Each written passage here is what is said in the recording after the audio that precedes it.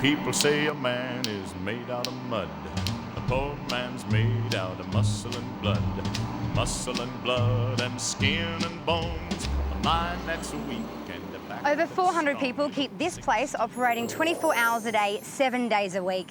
It's worth $180 million per year and is all in pursuit of this. 16 tons, a number 9 coal. The Collinsville open cut mine is 80 k's southwest of Bowen in North Queensland. The project isn't open to the general public, but we've been given special access to bring our cameras in and give you a look behind the scenes of one of Queensland's biggest industries. And who better to show me around than someone who's been working in the mines for over 30 years. Nick, this is a serious bit of machinery. It's huge. That's correct. It's off a dragline. It's a 100-tonne bucket, 100-tonne capacity. Nick, what's it like working out here? Every day is a different challenge. Nothing's the same as the day before, and you're working in different areas. You've got to look out for different things. I guess, you know, you're working together so closely and long hours, I believe. Did you kind of become like a family?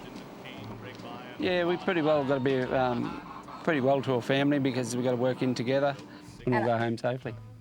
I believe a few of your former colleagues are now family.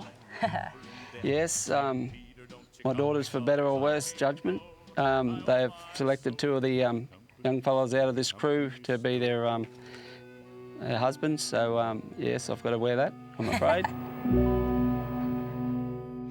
The life of a miner these days is worlds away from how it used to be. The town of Collinsville was built around mining and its heritage is still very much a part of the town's identity. Hey, boys. Hey. Coal mining began in the early 1900s in Collinsville, or Moongunya as it was known back then. The men worked in pairs using simple hand tools and pit ponies to bring the coal up from underground. The coalface experience at the Workers' Club in Collinsville takes visitors on a journey through the history of mining, right up to modern times. Len Jones put his name down to work in the mines when he was 16, and at 29 he got his first job underground. Len, was mining something you always wanted to do?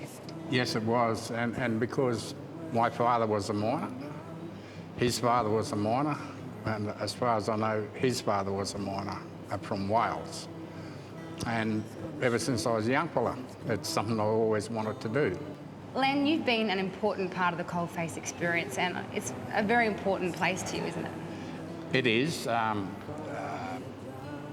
because a group of ex-miners, myself included, realised that unless we documented our mining history, those stories are going to be lost forever. And also, we wanted to pay tribute to the 26 miners have lost their life on this field since mining began. And it's important that people remember the sacrifice that they made.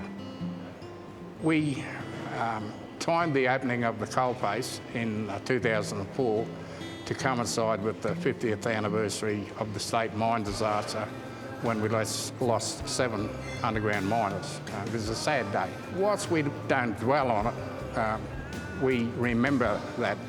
We remember those men each year at a Miners' Memorial Day.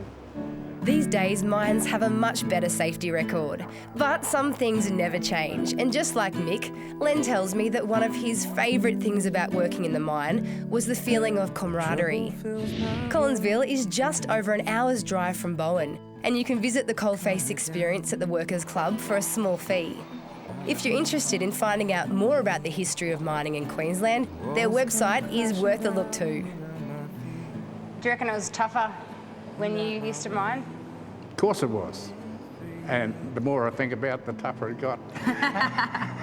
There to rescue me.